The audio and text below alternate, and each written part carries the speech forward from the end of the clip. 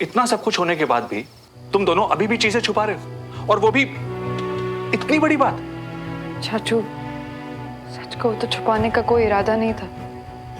हम दोनों ने सोचा ही था कि शादी के पहले हम आप सबको सब कुछ बता देंगे, लेकिन उसके पहले ही आप लोगों को।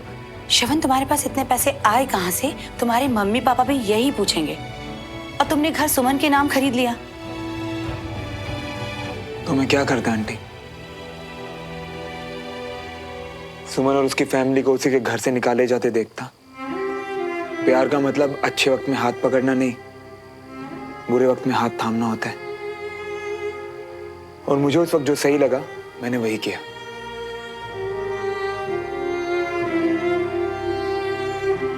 हाँ, मैं मानता हूं मुझे ये बात मम्मी पापा से और आप लोगों से नहीं छुपानी चाहिए थी, पर उस टाइम मेरी प्रायोरिटी सिर्फ सुमन थी। मैं सुमन की आंखों में आंसू नहीं देख सकता।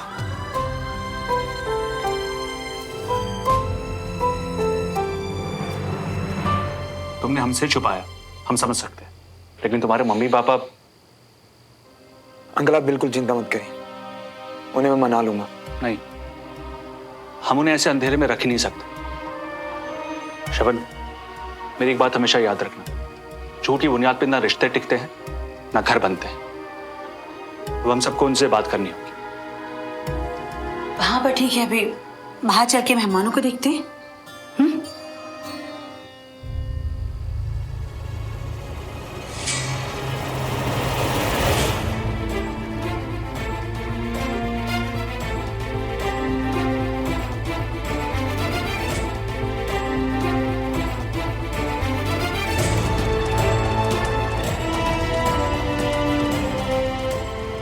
पापा, मम्मा, मैं आप लोगों को ये बात बताने ही वाला था। हाँ, अरे घर के सारे लोगों ने यहाँ महफिल जमा ली है। वहाँ मेहमान कब से सारे घर वालों का इंतजार कर रहे हैं। बंटी सही कह रहा है, मेहमान हमारा इंतजार कर रहे हैं, हमें चलना चाहिए। चलिए।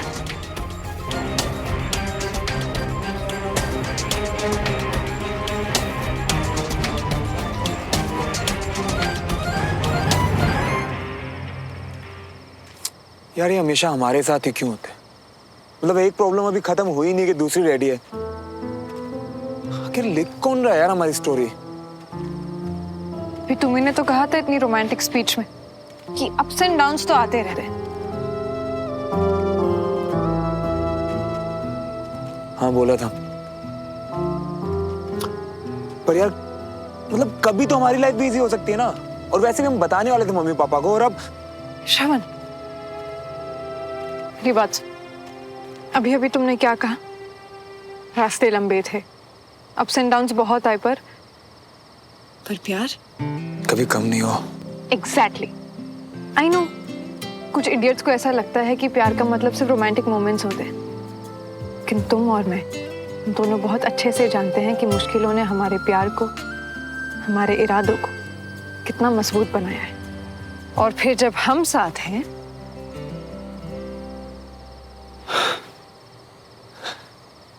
तो कुछ भी इम्पॉसिबल नहीं।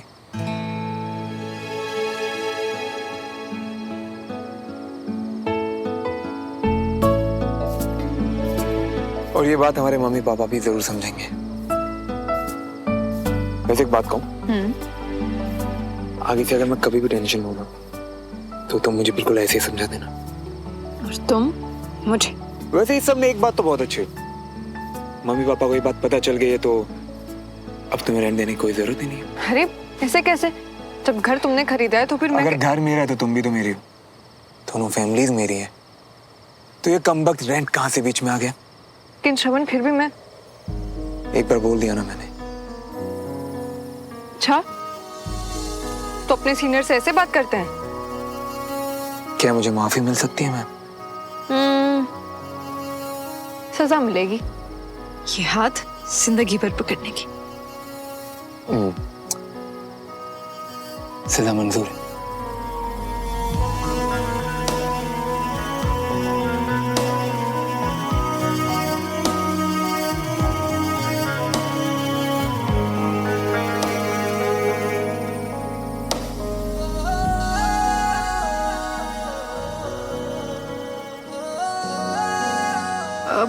थोड़ी देर वॉक करें और? चलिए।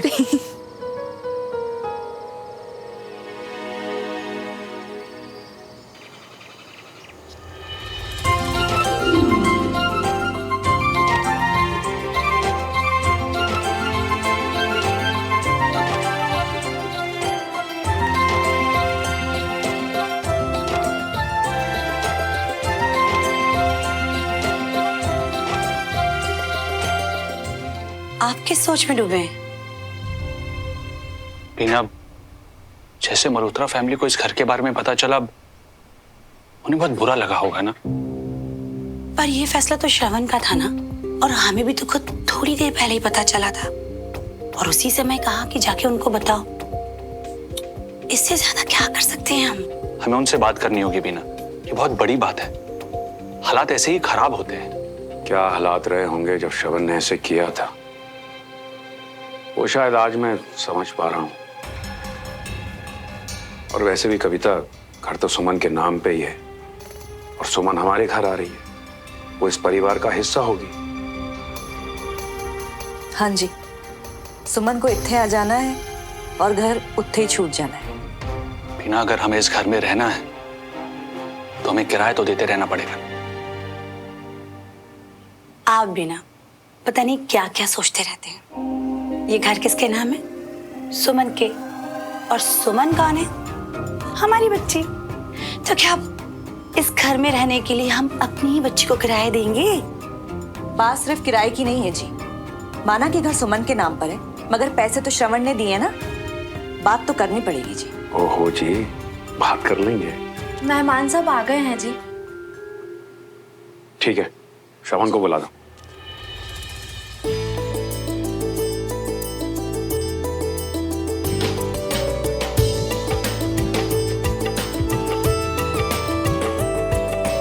भाभी, अपना बीबा मुंडा वैसे भी इतना अमेजिंग है, लेकिन हल्दी लगाने के बाद और भी सोना लग रहा है। और नहीं तो क्या, अपनी सोनी माँ पर जो गया है मेरा पुत्र। हाँ जी बिल्कुल, हम तो यहीं बैठे रहेंगे, सारा क्रेडिट आप ही ले लीजिए। अरे मियाँ, हल्दी लगाने का सबसे पहला हक तो तुम्हारे दोस्त बहन का है। अवनी,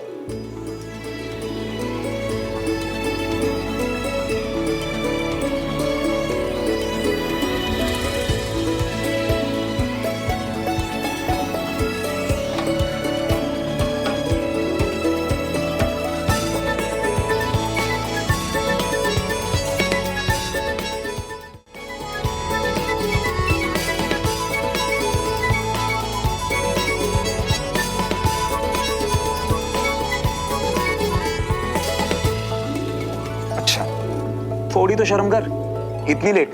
कब से कॉल कर रही थी तुझे? हाँ, अब वो मैंने सोचा कि सबको सरप्राइज दे देती हूँ ना। अच्छा, अब लेट आने को सरप्राइज देना कहने लगे? हमें पहले से पता था कि तू आने वाली है। अच्छा सॉरी बाबा, वो मेरी फ्लाइट लेट हो गई थी, और फिर टैक्सी की इतनी लंबी लाइन, और ट्रैफिक जाम भी तो होता है ना इतना सारा। अरे पुत्र, लेट कहाँ हुई है, सही टाइम पर आ गई है। चला अवनी, हल्दी लगा। खुशी के मारे आपका रंग तो वैसे ही खिल रहा है भैया, आपको हल्दी की क्या जरूरत है, फिर भी लगा लो। अच्छा, थोड़ा रंग तेरा भी तो खिले।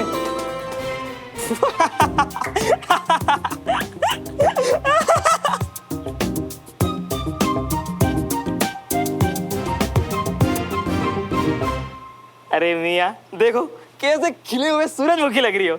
लाओ, हम भी।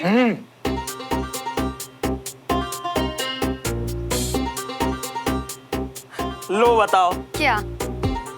किसके दोस्त है? मतलब किस किस के दोस्त है ना? सुमन की भी तो हम ही दोस्त है। तो ऐसा करते हैं, हम सबसे पहले ना सुमन को हल्दी लगवा के आते हैं, है ना? क्योंकि क्या है ना, हमारा मानना है कि लेडीज फर्स्ट। अच्छा चल, मैं भी चलती हूँ। हाँ हाँ, लेडीज फर्स्ट।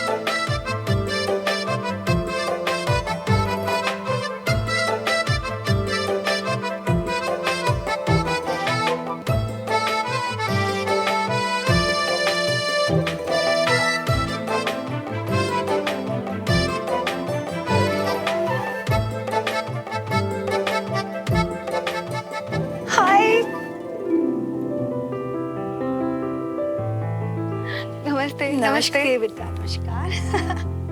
वैसे अवनी, तुम इतनी लेट क्यों हो गई?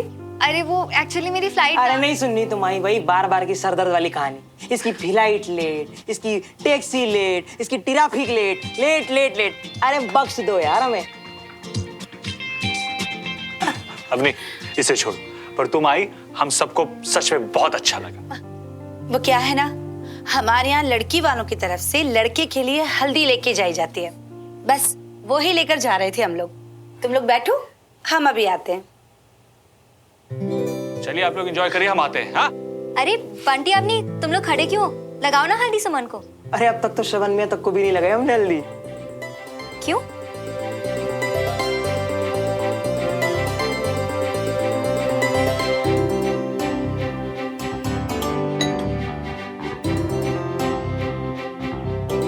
नमस्कार। नमस्कार नमस्कार, आइए आइए रमेश जी। नमस्कार। कैसे हैं? कैसे हो बेटा? हमारे यहाँ रस्म है कि लड़की वालों के घर से लड़के के लिए हल्दी आती है। ये श्रवण के लिए है, इसे थोड़ी सी लगा दीजिएगा आशीर्वाद के लिए। अब दूल्हे के लिए हल्दी ले आए और हम सीधा दुल्हन को ही लेकर आ गए। आइए।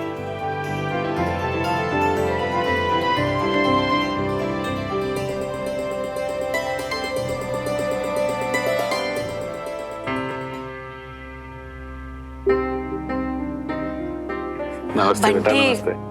बेटा हमारे यहाँ ऐसा नहीं होता है। अरे बीना जी, अब सारी चीजें तो बच्चों की पसंद से हो रही हैं। और वैसे भी सुमन को कल को हमारे घर ही आना है, क्यों? अरे पर हमारे यहाँ मेहमान सब बैठे हैं। अरे आंटी जी, कंचा चीना मतलब कंचन जी है ना मेहमानों को संभालने के लिए। आओ ना सुमन, आओ।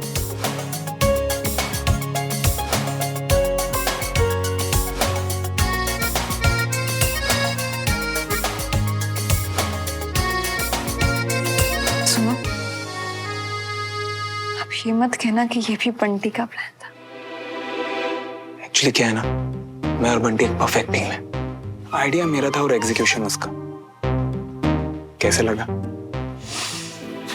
अच्छा, हाँ, हमारी जो पेंडिंग केस थी वो भी दे दो। पागल हो? जरा देखो तो तुम यहाँ पे। तुम्हें तो देखता हूँ, और अब तुम पास ही इतनी बैठी हो कि पागल ना हो तो और क्या। तुम कब से इतनी चीजी लाइंस बोलने लगे?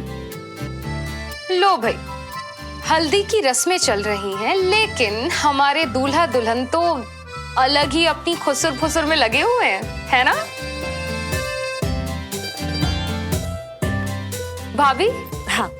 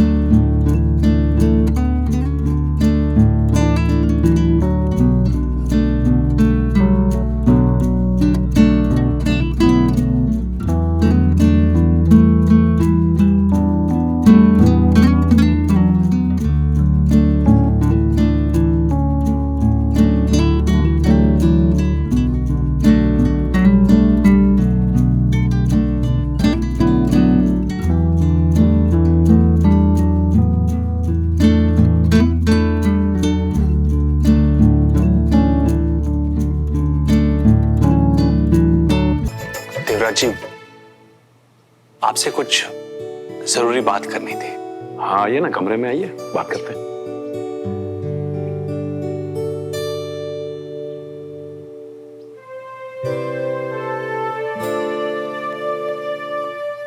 एक बार ये रस्म पूरी हो जाए, फिर हम भी चल के बात करते हैं। तुम देखना, सब कुछ ठीक हो जाएगा। बहुत खुशनसीब है देवराज भाई साहब कि हमारे परिवार की खुशियां वापस लौट आई हैं। अब आगे कोई गलतफहमी ना हो, इसलिए बात करना जरूरी था। रमेश जी, हमारे हिस्से की सारी मुश्किलें अब पीछे कट गई हैं। अब देखना, सब अच्छा ही अच्छा होगा। लेकिन फिर भी हम बात कर लेते तो दरअसल हमारा घर श्रवण ने खरीदा है और वो सुमन के नाम किया है, लेकिन पैसे तो श्रवण ने ही दिए ना। तो फिर हमने ये सोचा है कि हम हर महीने आप लोगों को किराया देते रहेंगे। रमेश जी, आप हाँ भाई साहब, आप कहेंगे कि घर तो हमारी सुमन के ही नाम पर है तो किराया नहीं लेंगे, लेकिन भाई साहब हमें तो किराया देना ही पड़ेगा ना, आखिर रिश्तेदारी निभानी है। बिल्कुल सही फैसला किया आपने।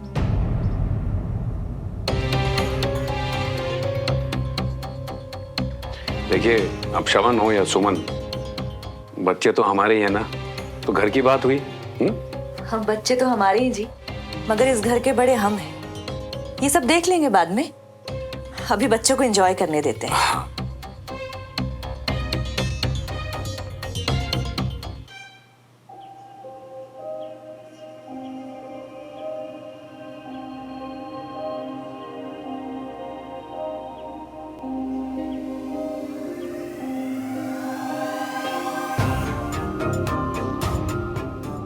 पापा, आपसे कुछ बात करनी है। हाय मेरा पुत्र, कितनी चिंता करता है तू? हाँ, सब ठीक है।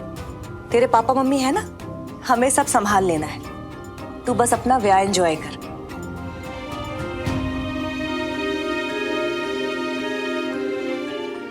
बेटा सुमन, तू घर जा। घर पे कंचन अकेले मेहमानों को देख रही है। जी, सब कुछ ठीक तो है ना? ठीक नहीं बेटा, बहुत अच्छा, तू चिंता मत कर।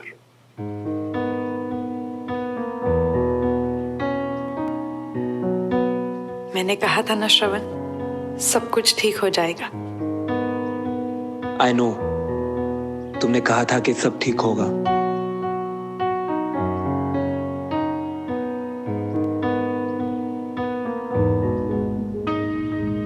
अच्छा भाई साहब भाभी, अब हम चलेंगे। पूरी तैयारी के साथ बैठे थे ये लोग। अगर आपने सामने से नहीं कहा होता ना कि हम किराया देंगे, तो खुद ही मांग लेते ये। देखिए तो सर, वो तो अच्छा हुआ कि रमेश भाई साहब ने सामने से बोल दिया कि वो किराया देंगे, वरना वो भी ना एक पैसा नहीं देने वाली थी। छोड़िए ना, जाने भी दीजिए।